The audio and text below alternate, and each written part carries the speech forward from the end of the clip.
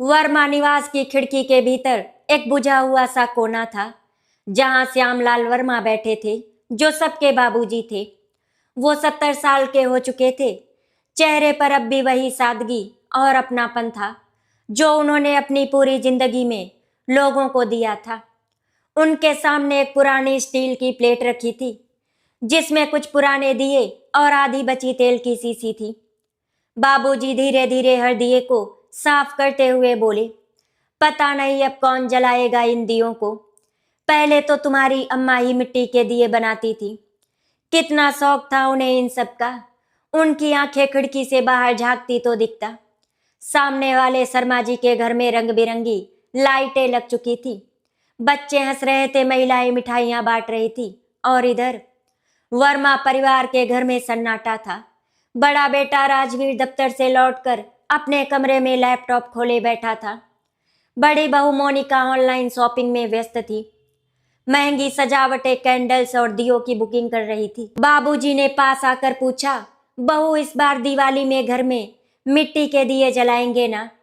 मोनिका ने बिना ऊपर देखे कहा, बाबूजी अब वो सब पुराना जमाना गया।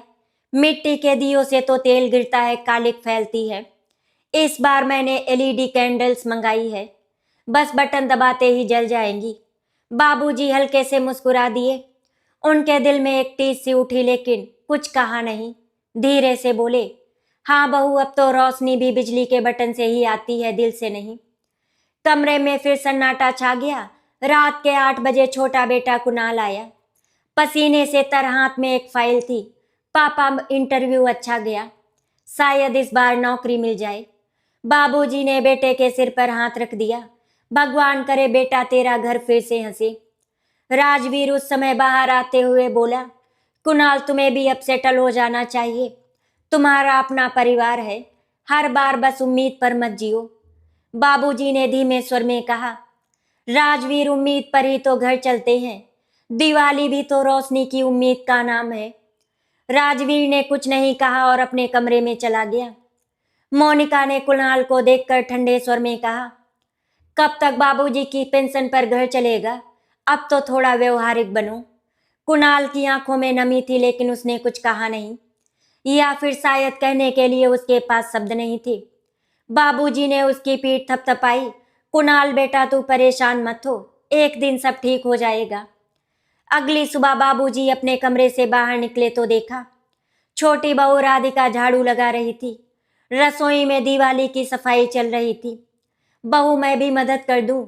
नहीं बाबूजी, आप आराम कीजिए, मैं सब कर लूंगी, राधिका ने प्यार से मुस्कुराते हुए कहा। बाबूजी ने दीवार पर लगे कैलेंडर को देखा। दिवाली में अब सिर्फ 4 दिन बाकी थे। उन्होंने धीरे से कहा, तेरी सासू माँ तो आज के दिन पूरी रसोई चकाचक कर देती थी, और हाँ, हलवा भी बनाती थी। पूरा घर खुशबू से भर जाता था। राधिका मुस्कुराई। मैं भी बनाऊंगी बाबूजी, वही हलवा अम्मा जी की रेसिपी से। बाबूजी की आंखें चमक उठी। कितने साल बाद किसी ने अम्मा जी का नाम इतनी श्रद्धा से लिया था। उसी शाम जब मोहल्ले के बच्चे दिवाली आने की खुशी में मोमबत्तियां जला रहे थे, बाबूजी छत पर जाकर पुराने दियों को सजाने लगे। उन्होंने खुद अपने हाथ से तेल डाला, बाती रखी। हर दिए में जैसे एक याद जल रही थी। कहीं अम्मा की हंसी तो कहीं बच्चों की बचपन की किलकारियां, कहीं वो दिन जब पूरा परिवार साथ बैठकर मिठाइयां बांटता था।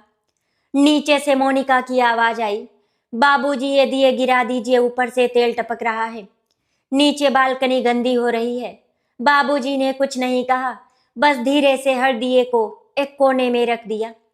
उनकी आंखें गीली थी। वो मन ही मन बोले, दिए गंदा नहीं करते बहू, वो तो अंधेरे को मिटाते हैं। रात को जब सब अपने अपने कमरों में सो चुके थे, बाबूजी छत पर बैठे आसमान की ओर देख रहे थे। हवा में ठंडक थी, पर दिल में गर्म आंसू थे। उन्होंने धीरे से कहा, हे लक्ष्मी माँ, इस बार की दिवाली में कुछ तो कर दो। इस घर में फिर से अपनापन लौटा दो। नीचे कमरे में उनकी पोती प्राची जाग रही थी। उसने खिड़की से देखा, दादाजी दियों के साथ बैठे हैं। वो धीरे से ऊपर आई और बोली, दादाजी, मैं भी दिया जलाऊं क्या? बाबूजी ने मुस्कुराते हुए कहा, हाँ बिटिया, तू ही तो मेरी असली दिवाली है। अगले दिन की सुबह शहर में हल्की ठंडक के साथ आई। मोहल्ले में झाड़ पोछ का माहौल था। हर घर में आवाजें गूंज रही थी। अरे वो पुराने पर्दे निकालो, वो नया तोरण कहाँ रखा है। पर वर्मा निवास की रसोई में सन्नाटा था। राधिका अकेले ही बर्तन मांज रही थी और बाबूजी बाहर के आंगन में झाड़ू लगा रहे थे। राधिका बोली, बाबूजी आप रहने दीजिए ना, मैं कर लूंगी। बाबूजी मुस्कुराए, बहू हाथ चलाते रहेंगे तो दिल में जमा धूल भी निकलती रहेगी। उसी वक्त ऊपर से मोनिका की आवाज आई, अरे राधिका जरा ध्यान दो, पापा जी को बोलो झाड़ू छोड़े। हमारी सोसाइटी की दिवाली प्रतियोगिता है, सफाई के लिए मैंने हेल्पर बुलाया है। राधिका कुछ बोलती उससे पहले ही बाबूजी ने कहा, कोई बात नहीं बहू, मैंने तो बस अपने हिस्से का कोना साफ किया है। उनके शब्दों में कोई गुस्सा नहीं था, पर एक दर्द था। वो दर्द जो शब्दों से नहीं चुप्पी से टपकता है। दोपहर को जब कुणाल इंटरव्यू से लौटा तो थका हुआ था। बाबूजी ने पूछा, कैसा गया बेटा? कुणाल बोला, ठीक था पापा, लेकिन उन्होंने कहा आपको अनुभव नहीं है। अब अनुभव कहाँ से लाऊं? बाबूजी ने शांत स्वर में कहा, अनुभव वक्त देता है बेटा, जैसे मुझे मिला तुझे भी देगा। राजवीर उस समय ऑफिस की ऑनलाइन मीटिंग कर रहा था। उसने कुणाल की बात सुन ली और फिर बोला, तुम्हें कोई भी नौकरी कर लेनी चाहिए, चाहे छोटी ही क्यों ना हो। हर बार सपनों के पीछे भागोगे तो उम्र निकल जाएगी। कुणाल ने कुछ नहीं कहा, बस अपने कमरे में चला गया। बाबूजी की नजरें फिर से उदास हो गई। उन्होंने कहा, सपने नहीं होंगे तो जीने की वजह भी नहीं रहेगी राजवीर बेटा। राजवीर ने कुछ नहीं कहा, वो फिर से लैपटॉप में व्यस्त हो गया। शाम को मोनिका की सहेलियां आई। सब सजी धजी महंगे कपड़ों में और घर में मिठाइयों का आदान प्रदान शुरू हुआ। बाबूजी सोफे पर बैठे थे, उनकी पुरानी शॉल कंधे पर थी। एक सहेली ने हंसते हुए कहा, मोनिका तुम्हारे ससुर जी कितने चुप रहते हैं। मोनिका बोली, हाँ आंटी, हमारे ससुर जी बहुत इमोशनल टाइप है, छोटी छोटी बातों में भावुक हो जाते हैं। बाबूजी ने सिर झुका लिया। उनके हाथों में रखी चाय की प्याली कांपने लगी। राधिका ने यह सब सुना तो उसे बहुत बुरा लगा। वो चुपचाप अंदर गई और रसोई में हलवा बनाने लगी। बाबूजी का मन थोड़ा अच्छा करने के लिए उसने बाबूजी के कमरे में जाकर कहा, बाबूजी थोड़ा गरम गरम हलवा खा लीजिए। बाबूजी ने पहली बार हल्की मुस्कान दी। वाह बहू, तुम्हारी अम्मा की खुशबू आ रही है इस हलवे में। राधिका ने धीरे से कहा, अम्मा जी की याद हर दिवाली में आपके साथ रहती है बाबूजी। बाबूजी की आंखें भर आई। उन्होंने राधिका के सिर पर हाथ रखा। ईश्वर करे तेरी जैसी बहू हर घर में आए। उसी रात घर के ड्राइंग रूम में बहस छिड़ गई। राजवीर और मोनिका दोनों ने कहा, पापा जी अब आपको ये सब पुराने रीति रिवाज छोड़ देने चाहिए। इस बार दिवाली हम मॉडर्न अंदाज में मनाएंगे, होटल में डिनर और सोसाइटी पार्टी। बाबूजी चुप रहे, फिर बोले, दिवाली बाहर नहीं दिल के भीतर मनती है बेटा। जब दिलों में अंधेरा हो तो बाहर की रोशनी क्या करेगी।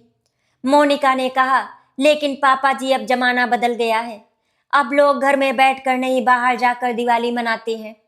बाबूजी ने बस इतना कहा, तो तुम लोग मनाओ, मैं अपने कमरे में दिया जला लूंगा तुम्हारी अम्मा जी के नाम का।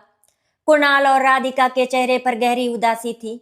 राजवीर कुछ देर चुप रहा, फिर बोला, पापा आप हर बार भावुक क्यों हो जाते हैं? बाबूजी ने धीरे से एक मुस्कुरा कर कहा, क्योंकि बेटा भावनाएं ही तो इंसान को इंसान बनाती हैं। अगली सुबह प्राची ने अपने दादाजी से कहा, दादाजी सबको मिठाई देनी होती है ना? तो बाबूजी ने कहा, हाँ बिटिया, पर सबसे बड़ी मिठाई तो मुस्कान होती है। प्राची ने भोलेपन से पूछा, तो फिर आप मुस्कुराते क्यों नहीं? बाबूजी की आंखें भर आई। उन्होंने उसे गोद में लेकर कहा, बस बिटिया, इस बार की दिवाली में मैं जरूर मुस्कुराऊंगा, अगर तू मेरे साथ दिए जलाएगी। प्राची ने मासूम मुस्कान से कहा, हाँ मैं जलाऊंगी आपके साथ दिए। रात होते होते आसमान में फिर जगमगाहट छा गई, लेकिन वर्मा निवास के आंगन में फिर सन्नाटा था।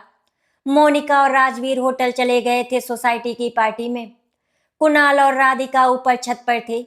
उन्होंने पुराने दिए जलाए और बाबूजी को आवाज दी, पापा आइए दिया जलाएं। बाबूजी ने धीमे कदमों से आकर पहला दिया जलाया। आंखों में आंसू थे, होठों पर मुस्कान। शायद अम्मा जी भी देख रही होंगी दियों की ये रोशनी। दिवाली से ठीक एक दिन पहले की सुबह थी। पूरा शहर रंगोली, झालर और मिठाइयों की खुशबू में डूबा था। मोहल्ले की औरतें एक दूसरे के घर जा रही थी। अरे भाभी, मिठाई का बॉक्स तो बहुत सुंदर है। इस तरह की आवाजें हर ओर थी, पर वर्मा निवास के भीतर कुछ और ही माहौल था। घर में ना रौनक थी ना हंसी, बस शब्दों का बोझिल सन्नाटा। मोनिका सुबह से ही अपने फोन पर बिजी थी। सोसाइटी पार्टी में कौन कौन आएगा, कौन सा गिफ्ट देना है, कौन सी साड़ी पहननी है, सब तय हो रहा था। राजवीर भी ऑफिस से वर्क फ्रॉम होम कर रहा था, लेकिन चेहरा चिढ़ा हुआ था। राधिका रसोई में खीर बना रही थी। बाबूजी धीरे धीरे बाहर आए और बोले, बहू, कुछ दिए बचे हैं पुराने, सोचा साफ कर दूं। राधिका मुस्कुरा दी, हाँ बाबूजी, मैं भी थोड़ी देर में आ जाती हूँ। तभी मोनिका ने पीछे से कहा, पापा जी, मैंने कितनी बार आपको बोला है, अब ये सब करने की जरूरत नहीं। मैंने तो इस बार सब कुछ बाहर से मंगाया है। कैंडल्स, इलेक्ट्रॉनिक लाइट सब रेडी है। बाबूजी ने कोमल स्वर में कहा, बहू, वो सब अपनी जगह पर, मेरे मिट्टी के दियों की बात ही अलग होती है। उनमें दिल की गर्मी होती है। मोनिका ने हल्की हंसी में कहा, दिल की गर्मी अब पुराने जमाने में ठीक लगती थी बाबूजी। अब तो घर में सजावट मायने रखती है, इमोशन नहीं।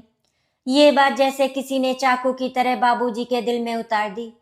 उनकी आंखें नम हो गई और धीरे से बोले, सजावट घर की नहीं, मन की होनी चाहिए बहू, तभी घर रोशन होता है। मोनिका ने हंसते हुए कहा, हाँ हाँ ठीक है बाबूजी, आप पुराने जमाने के लोग हैं। आपकी बातों में विंटेज टच है। बाबूजी कुछ पल उन्हें देखते रहे, फिर चुपचाप अपने कमरे में चले गए। कुणाल उस वक्त बाहर से लौटा था, चेहरा बुझा हुआ था। उसने कहा, बाबूजी, आज भी इंटरव्यू से जवाब नहीं मिला। सब कहते हैं मैं ओवर क्वालिफाइड हो गया हूँ। बाबूजी ने बेटे का कंधा थपथपाया। बेटा जो दिल से सच्चा हो, उसके लिए सही जगह देर से बनती है। कुणाल की आंखों में आंसू थे। बाबूजी, लगता है ये शहर सिर्फ दिखावे के लोगों के लिए बना है। बाबूजी मुस्कुराए, हाँ बेटा, पर जो असली होते हैं वही दिया भी बनते हैं, जो खुद जलकर भी दूसरों को रोशनी देते हैं। कुणाल ने पापा के पैर छुए। बाबूजी, मैं वादा करता हूँ, इस दिवाली आपके लिए कुछ ऐसा करूंगा कि आप मुस्कुराएंगे। बाबूजी बोले, मुझे तो बस तेरी मुस्कान ही चाहिए बेटा। कुणाल बाबूजी से बात कर रहा था। राधिका कुणाल के लिए पानी ले आई। उसने कुणाल से बड़े ही प्यार से कहा, कुणाल चिंता मत करो, एक दिन सब ठीक हो जाएगा। शाम ढली तो मोनिका और राजवीर दोनों फिर किसी बात पर उलझ गए। राजवीर ने कहा, मोनिका, मैंने कहा था ना कि इस बार दिवाली पर बाबूजी को गिफ्ट देना चाहिए, आखिर वो हमारे पिता हैं। मोनिका ने चिढ़कर कहा, गिफ्ट? हर महीने तो उनकी दवा और खर्च पर हमारा आधा वेतन चला जाता है। अब हम उनको गिफ्ट भी दें, और फिर उन्हें क्या चाहिए? वही पुराने कपड़े पहनकर बैठना, वही पुरानी बातें करना। राजवीर बोला, मोनिका, थोड़ा सम्मान दिखाओ, वो बाबूजी है मेरे। तुम समाज के सामने दिखावा कर सकती हो, पर बाबूजी के लिए कुछ ले नहीं सकती। मोनिका ने पलट कर कहा, सम्मान दिल से होता है, दिखावे से नहीं। और वैसे भी अब वो हमारे लिए कुछ करते तो है नहीं। बाबूजी ने दरवाजे से ये सब सुन लिया था। उनका दिल जैसे किसी ने मरोड़ दिया। उन्होंने अपने कमरे का दरवाजा धीरे से बंद कर लिया। रात के 9 बजे कुणाल ने देखा कि बाबूजी का कमरा अंदर से बंद है। धीरे से आवाज दी, बाबूजी, खाना खा लीजिए, लेकिन कोई जवाब नहीं आया। दरवाजा खोलने पर देखा बाबूजी कुर्सी पर बैठे हैं, आंखें बंद, और सामने अम्मा जी की पुरानी तस्वीर रखी है। दिए की लौ टिमटिमा रही थी। बाबूजी बुदबुदा रहे थे, क्यों गई तुम? अब इस घर में कोई दिल से बात नहीं करता, सब बस रोशनी दिखाते हैं, उजाला नहीं देते। कुणाल ने धीरे से उनके कंधे पर हाथ रखा। बाबूजी, मैं हूं ना। बाबूजी ने उसे देखा। हाँ बेटा, तू है, पर तेरी आंखों में भी थकान है। इस घर में अब सिर्फ दौड़ है, रिश्तों की गर्मी नहीं। कुणाल ने दृढ़ स्वर में कहा, पापा, मैं ये सब बदल दूंगा। इस बार की दिवाली मैं ऐसी बनाऊंगा कि सबको समझ आए असली रोशनी कहाँ है। बाबूजी चुपचाप उसे देखते रहे। वो जानते थे कुणाल कुछ करने जा रहा है, पर क्या ये नहीं पता था, अगली सुबह जब मोनिका ने देखा कि कुणाल जल्दी उठ गया है और बाजार जा रहा है, तो वो बोली, कहाँ जा रहे हो? कुणाल ने कहा, भाभी, दिवाली की तैयारी करने। मोनिका ने हंसते हुए कहा, तैयारी? तुम्हारे पास पैसे कहाँ है? कुणाल ने बिना जवाब दिए कहा, पैसे नहीं है, पर इरादा है भाभी। उसकी बात में एक सच्ची आग थी, जैसे किसी ने भीतर से उसे नई ताकत दे दी हो। शाम तक बाबूजी अपने कमरे में बैठे थे। उन्होंने बाहर से आवाजें सुनी, बच्चों की हंसी, पटाखों की धमक और घर घर बजते भजन। फिर दरवाजा खुला, कुणाल अंदर आया। हाथ में पुराने मिट्टी के दिए थे जो उसने खुद रंगे थे, लाल पीले नीले। उसने कहा, बाबूजी ये दिए मैंने खुद बनाए हैं। इस बार दिवाली हमारे आंगन में ही होगी, जहां अम्मा जी हर साल दिया जलाती थी। बाबूजी की आंखें नम हो गई। वो खड़े हुए और बोले, बेटा तूने मुझे दिवाली से पहले ही दिवाली दे दी। सुबह की धूप ने जैसे घर के पुराने पर्दों पर सुनहरी चादर बिछा दी थी। वो पर्दे जो सालों से नहीं बदले गए थे, पर आज घर के भीतर कुछ नया था। हवा में हल्की मिठास, आंगन में झाड़ू की सरसराहट और दीवारों पर रंगोली की खुशबू। राधिका और कुणाल सुबह सुबह ही उठ गए थे। कुणाल ने बाल्टी में पानी भरकर मिट्टी के दियों को धोया। राधिका ने रसोई में घी गरम किया और खीर का पहला भगोना रखा। बाबूजी धीरे धीरे बाहर आए और जैसे ही उन्होंने आंगन में रंगोली देखी, उनकी आंखें चमक उठी। बहू ये सब तूने किया? राधिका मुस्कुराई। जी बाबूजी, और बाकी सबको नाल कर रहे हैं। आज हम आपकी दिवाली को वैसे ही मनाएंगे जैसे अम्मा जी मनाती थी। बाबूजी की आंखें भर आई। उन्होंने कुणाल को देखा। बेटा लोग समझते हैं कि दिवाली तो बस पटाखों और रोशनी की होती है, पर असली दिवाली तो दिलों के बीच होती है। कुणाल ने हंसकर कहा, तो फिर आज दिलों के बीच दिवाली होगी बाबूजी। दोपहर तक पूरा मोहल्ला चमकने लगा था। मोनिका ने अपने कमरे की खिड़की से झांक कर देखा कि राधिका और कुणाल आंगन में मिट्टी के दिए सजा रहे हैं। वो हंसी और बोली, देखो राजवीर, अपने छोटे भाई को आजकल के जमाने में ये सब मिट्टी के दिए कौन जलाता है? राजवीर ने कहा, मोनिका वो बस अपने मन की और बाबूजी का मान रखने के लिए कर रहा है। इसमें गलत क्या है? मन की? अब ये दिवाली मन की नहीं, समाज की होती है राजवीर। लोग देखते हैं कि कौन सी लाइट लगी, कौन सा केक कटा, कौन सी पार्टी हुई।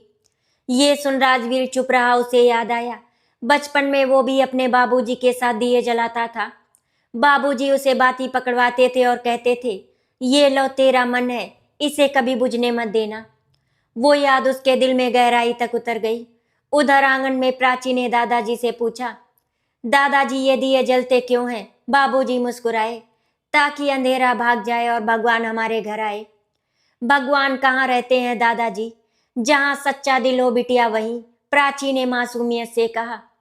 तो भगवान तो आपके कमरे में रहते हैं, आप तो हमेशा सच्चा दिल रखते हैं। बाबूजी हंस पड़े। वो हंसी जैसे वर्षों बाद लौटी थी। शाम के करीब 5 बजे कुणाल और राधिका ने पूरी छत और आंगन में दिए सजा दिए। पुराने टेबल क्लॉथ पर अम्मा जी की तस्वीर रखी हुई थी, उसके सामने फूल और अगरबत्ती। बाबूजी ने धीरे धीरे अपने हाथों से पहला दिया जलाया। उनकी उंगलियां कांप रही थी पर दिल स्थिर था।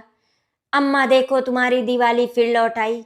उन्होंने आंखें बंद कर ली और उनके चेहरे पर एक शांति उतर आई। उसी समय दरवाजा खुला। राजवीर और मोनिका पार्टी की तैयारी में थे। मोनिका ने कहा, कुणाल तुमने तो पूरा घर मिट्टी और तेल से भर दिया है, लोग क्या कहेंगे अगर यहाँ आए तो? राधिका ने शांत स्वर में कहा, लोग क्या कहेंगे भाभी, ये सोचकर तो हम सालों से जीते रहे। हम आज बाबूजी की खुशी के लिए जी रहे हैं। मोनिका चिढ़ गई, राधिका तुम्हें समझ नहीं आता क्या? इज्जत ऐसे नहीं बनती। कुणाल ने ठंडे स्वर में कहा, भाभी इज्जत दिखावे से नहीं, संस्कार से बनती है। राजवीर ने सब कुछ सुनते हुए धीरे से कहा, मोनिका बस करो। मोनिका चौकी, क्या मतलब? मतलब ये कि इस घर में बहुत दिखावा हो गया, अब थोड़ी सच्चाई की भी जरूरत है। बाबूजी ने ये सुना तो उनकी आंखों से आंसू बह निकले। उन्होंने राजवीर की ओर देखा, बेटा तूने वो सुन लिया जो सालों से मैं कह नहीं पाया। दिवाली की शाम आई। पूरा मोहल्ला चमक रहा था, पर वर्मा निवास के आंगन की रोशनी कुछ अलग थी। सादगी में लिपटी, भावनाओं से भरी। हर दिया जैसे एक रिश्ता था। एक लौ कुणाल और राधिका की सेवा की, एक रोशनी राजवीर की बदली सोच की, और एक गुनगुनाती चमक प्राची की मासूमियत की। मोनिका धीरे धीरे आई और बोली, पापा जी मैंने भी एक दीपक जलाया है आपके कमरे में। शायद अब समझ आई कि असली रोशनी कहाँ जलती है। बाबूजी ने मोनिका की तरफ देखा। बहू जब दिया जलता है तो अंधेरा खुद रास्ता छोड़ देता है। सभी की आंखों में नमी थी और जब बाबूजी ने सबके सामने हाथ जोड़कर कहा, लक्ष्मी माँ इस घर को फिर से एक कर दो, तो लगा जैसे भगवान ने खुद उस आंगन में दिया रखा हो। पर उसी क्षण एक जोर की आवाज आई, बाहर कोई पटाखा फटा और धुआं आंगन में भर गया। कुणाल दौड़ा, दियों के पास आग लगने लगी। सभी लोग पानी लाने लगे। बाबूजी भी आगे बढ़े पर फिसल कर गिर गए। सब घबरा गए। बाबूजी संभालिए, कुणाल ने उन्हें उठाया। बाबूजी कुछ हुआ नहीं ना, सब ठीक है। बाबूजी ने धीमे स्वर में कहा, दियो को बचा लो बेटा, ये तुम्हारी अम्मा जी की रोशनी है। राधिका की आंखों से आंसू बहने लगे। सभी ने मिलकर दियो को बुझने से पहले संभाल लिया और जैसे ही आखिरी दिया फिर से जला, बाबूजी की मुस्कान लौट आई। उन्होंने कहा, देखा बेटा, दिया चाहे डगमगाए पर जलना नहीं छोड़ता। यही जिंदगी का मतलब है। दिवाली तो अच्छे से निपट गई थी। जैसे जैसे समय गुजरने लगा, उन लोगों की खटपट आपस में फिर से शुरू हो गई। इसी तरह से 1 साल गुजर गया। बाबूजी इन सब लड़ाई झगड़ों की वजह से परेशान रहने लगे। दोबारा से दिवाली आने वाली थी, लेकिन इस बार बाबूजी के दिमाग में कुछ और ही चल रहा था। दिवाली से बस 2 दिन पहले की सुबह थी। घर के आंगन में अब भी रंगोली अधूरी पड़ी थी। पिछली रात राधिका देर तक दीपों की सफाई करती रही, पर बाबूजी देर रात तक बरामदे में बैठे आसमान की ओर देखते रहे। राजवीर ने ऑफिस से लौटकर फिर वही कहा, बाबूजी आप हर बात में दखल देना बंद करें। अब हम बच्चों को थोड़ा अपना घर अपने ढंग से चलाने दीजिए। उस रात बाबूजी कुछ बोले नहीं, बस हल्का सा ठीक है बेटा कहकर अपने कमरे में चले गए थे। लेकिन राधिका ने देखा जब वे कमरे का दरवाजा बंद कर रहे थे, उनकी आंखों में आंसू थे। सुबह जब घर जागा तो बाबूजी नहीं थे। उनका पुराना थैला जिसमें वे हमेशा पूजा की किताबें और दवाइयां रखते थे वो गायब था। तकिए के नीचे एक चिट्ठी थी, मैं किसी पर बोझ नहीं बनना चाहता, तुम सब खुश रहो, यही मेरी दिवाली है। मोनिका ने बेपरवाही से कहा, पता नहीं ये बूढ़े लोग भी ना छोटी छोटी बातों को तूल दे देते हैं। लेकिन राधिका ने कांपते हाथों से वो चिट्ठी उठाई और रो पड़ी। दीदी बाबूजी सच में चले गए। राजवीर को जैसे झटका लगा। वो चुपचाप सोफे पर बैठ गया। आंखों के सामने वो पल घूमने लगे जब बाबूजी उसे स्कूल छोड़ते थे, जब उसकी पहली सैलरी पर उन्होंने गर्व से कहा था, मेरा बेटा मेरा सहारा है। और अब वही बेटा अपने सहारे को खो चुका था। बाबूजी स्टेशन पहुंचे थे। जेब में थोड़े पैसे थे जो उन्होंने राधिका की जिद पर नए कुर्ते के लिए रखे थे। पर अब उन्होंने तय किया कि वो किसी पुराने मित्र के पास जाएंगे, शायद वहीं शांति मिले। रेलवे स्टेशन पर भीड़ थी, हर चेहरा भाग दौड़ में था, लेकिन बाबूजी की आंखों में सिर्फ एक सन्नाटा था। एक ठेले वाला पास आया। बाबूजी चाय लेंगे? उन्होंने मुस्कुरा कर कहा, हाँ बेटा दे दो, पी लेंगे। चाय की गर्म भाप के साथ उनकी आंखों से एक बूंद गिर पड़ी। ठेले वाले ने देखा और बोला, घर में कोई बात हो गई क्या? बाबूजी ने बस इतना कहा, बस बेटा अब वो घर मेरा नहीं रहा। इधर घर में राधिका और कुणाल ने पुलिस में सूचना दी। राजवीर ने पहली बार राधिका से कहा, गलती मेरी है, मैंने पापा को कभी समझा ही नहीं। मोनिका चुप थी, उसके चेहरे पर पछतावे और शर्म का मिला जुला भाव था। रात को सबने बिना खाए ही बत्ती बुझा दी। घर की दीवारों पर जो बिजली की लड़ियां टंगी थी वो भी जैसे बुझी बुझी लग रही थी। उधर बाबूजी अपने पुराने मित्र श्री गजोधर जी के घर पहुंचे। उन्होंने उन्हें पहचानने में कुछ पल लगाए। अरे श्यामलाल, तू कहाँ था इतने साल से? बाबूजी ने मुस्कुराते हुए कहा, कहीं नहीं भाई, अब बस वहीं रहूंगा जहां अपनों की बातों में कड़वाहट ना हो। गजोधर जी ने उन्हें अंदर बुलाया, खाना खिलाया, लेकिन रात में बाबूजी की आंखों में नींद नहीं थी। वे खिड़की से बाहर देखते हुए बोले, कभी सोचा नहीं था मेरे बच्चों को मेरी जरूरत से ज्यादा मेरी अनुपस्थिति की आदत पड़ जाएगी। अगली सुबह कुणाल और राधिका स्टेशन, बस अड्डे, मंदिर, हर जगह उन्हें ढूंढते रहे। राधिका ने पुलिस से कहा वो अकेले हैं, दवा भी साथ नहीं ले गए। कुणाल ने राधिका का हाथ पकड़कर कहा, पापा लौटेंगे, हमें उनका दिल वापस जीतना होगा। शाम को जब बाबूजी पूजा के लिए गजोधर जी के घर के कोने में दिया जला रहे थे, तभी दरवाजे पर कुणाल और राधिका खड़े थे। कुणाल ने आंसू भरी आवाज में कहा, बाबूजी घर चलिए, आपके बिना घर नहीं है। बाबूजी कुछ पल चुप रहे, फिर धीरे से बोले, घर तो तुम्हारा है बेटा, मैं बस एक पुरानी दीवार हूँ जिसे वो दोनों तोड़ना चाहते थे। राधिका घुटनों पर बैठ गई, नहीं बाबूजी, वो दीवार नहीं, हमारी छाँव है आप। आपके बिना कैसे दिवाली पापा। गजोधर जी मुस्कुराए। श्यामलाल बोले, जा बेटा, तेरी राधिका को सच में भगवान ने भेजा है। रात में जब बाबूजी घर लौटे, राधिका ने दरवाजे पर दिया जलाकर उनकी आरती की। मोनिका भी उनके पांव छूते हुए बोली, पापा माफ कर दीजिए, हम सब गलत थे। बाबूजी ने सिर पर हाथ रखकर कहा, बेटा गलती कोई भी करे, घर तब टूटता है जब दिल छोटे हो जाए। चलो अब दीप जलाओ, ये घर फिर से रोशन होगा। बाबूजी के घर लौटते ही माहौल जैसे एकदम बदल गया। जो घर कुछ दिन पहले उदास और बुझा हुआ था, अब उसमें फिर से जीवन लौट आया था। राधिका ने रसोई में जाकर चाय चढ़ाई और पहली बार इतने दिनों बाद उस रसोई में घी की महक आई। मोनिका, जो हमेशा मोबाइल और सोशल मीडिया में खोई रहती थी, आज खुद झाड़ू लेकर आंगन साफ कर रही थी। राजवीर बरामदे में कुर्सी लगाकर बैठा था, आंखें नीचे झुकी, मन में अपराध बोध का तूफान। बाबूजी दरवाजे के पास खड़े मुस्कुरा रहे थे। उन्होंने धीरे से कहा, लगता है इस बार दिवाली सच में आएगी। राधिका ने चाय का प्याला लाकर बाबूजी के हाथों में दिया। वो बोली, बाबूजी आपने जितना सहा हम उतना समझ ही नहीं पाए। बाबूजी ने हल्की मुस्कान के साथ कहा, बेटा दर्द भी इंसान को सिखाता है। मैंने सिर्फ यही सीखा कि घर अगर टूटने लगे तो उसे शब्दों से नहीं, प्यार से जोड़ा जाता है। राजवीर वहीं खड़ा था, उसकी आंखों में आंसू थी। बाबूजी, बड़ा बेटा होकर भी सबसे छोटा निकला मैं। आपकी परवाह करनी तो दूर, आपको तकलीफ दी। बाबूजी ने उसका सिर सहलाते हुए कहा, बेटा पिता का दिल कभी शिकायत नहीं रखता। तू गलती से गिरा था, प्यार से उठ गया, यही बहुत है। दिवाली से एक दिन पहले का दृश्य, पूरा घर दियों की रोशनी से चमक रहा था। राधिका ने लड्डू बनाए, मोनिका ने सजावट की और कुणाल ने दियों की लड़ियां लगाई। लेकिन इस बार कोई दिखावा नहीं था, हर काम में सच्ची भावना थी। बाबूजी पूजा की तैयारी कर रहे थे। वे हर बार की तरह लक्ष्मी माता की मूर्ति के आगे अपने पुराने चश्मे को उतार कर श्रद्धा से झुके। उन्होंने धीरे से कहा, माँ लक्ष्मी, इस बार सिर्फ धन नहीं, मन से भी उजाला करना।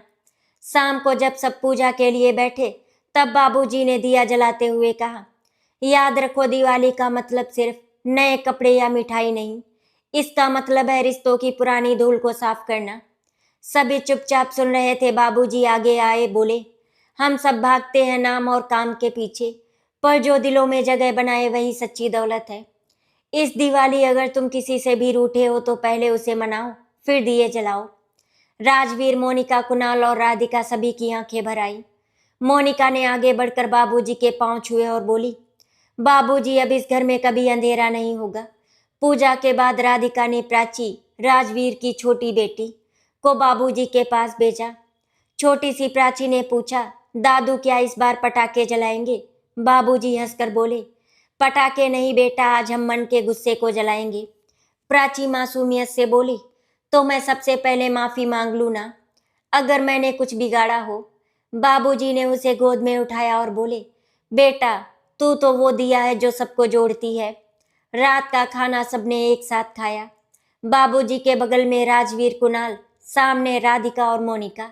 इतने सालों बाद घर की चौखट पर हंसी की गूंज थी। राधिका ने धीमे स्वर में कहा, बाबूजी, इस बार दिवाली का असली मतलब समझ आया, जब घर के कोने कोने में माफी और प्रेम की रोशनी हो। बाबूजी ने सबकी ओर देखा और बोले, याद रखो बेटा, जहाँ बड़ों का आशीर्वाद होता है वहाँ दियों की लौ कभी नहीं बुझती। दिवाली की रात पूरा आसमान आतिशबाजी से जगमगा रहा था, पर बाबूजी ने अपने आंगन में बस एक छोटा सा दिया जलाया। कुणाल ने पूछा, बाबूजी, एक ही दिया क्यों? उन्होंने मुस्कुरा कर कहा, क्योंकि अब ये दिया अकेला नहीं है, इस बार दिलों में भी उजाला है।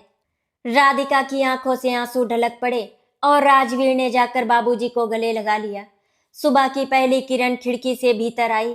बाबूजी ने धीरे से आंखें खोली। आंगन में दीपक अभी भी जल रहे थे, जैसे रात भर घर की चौखट ने उजाले को संभाल कर रखा हो। उन्होंने मन ही मन कहा, शुक्र है भगवान, इस दिवाली घर में सिर्फ रोशनी नहीं, समझ भी लौटी है।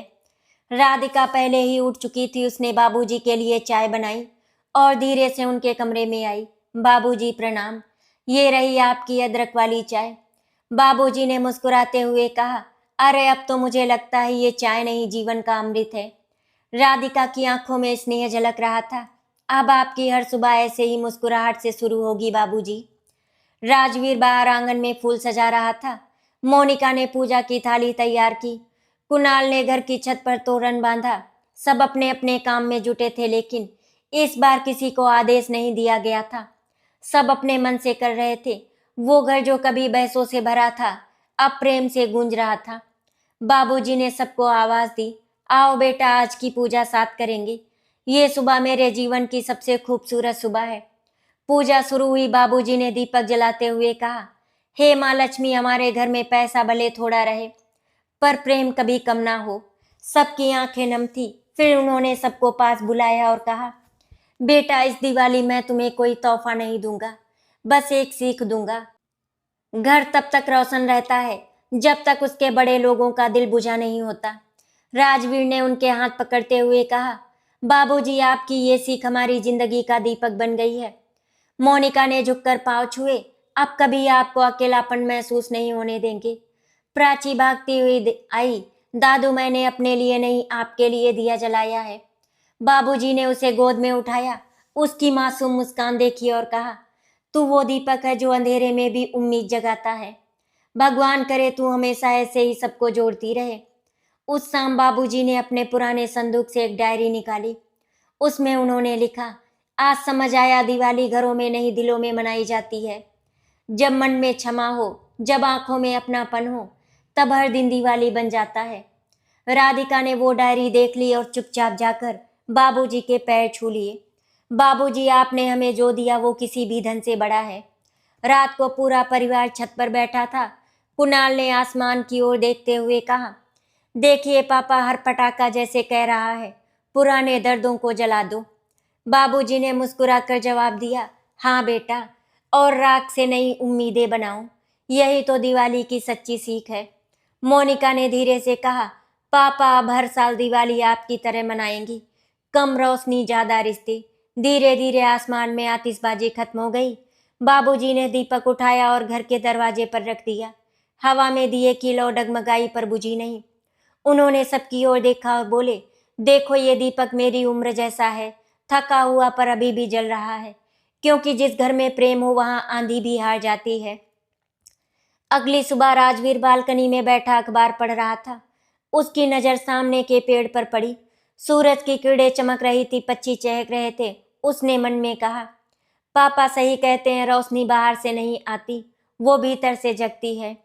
वो उठकर बाबूजी के पास गया, उनका हाथ थामा और बोला, पापा, इस घर का दीपक आप है और अब ये लौ कभी नहीं बुझेगी। बाबूजी मुस्कुराए और उनकी आंखों में चमक थी, वो चमक जो सच्ची दिवाली की पहचान थी। आशा करती हूँ आपको हमारी कहानी अच्छी लगी होगी। अगर आपको हमारी कहानी अच्छी लगी तो वीडियो को लाइक एंड शेयर करें, चैनल को सब्सक्राइब करें। वीडियो देखने के लिए आपका धन्यवाद।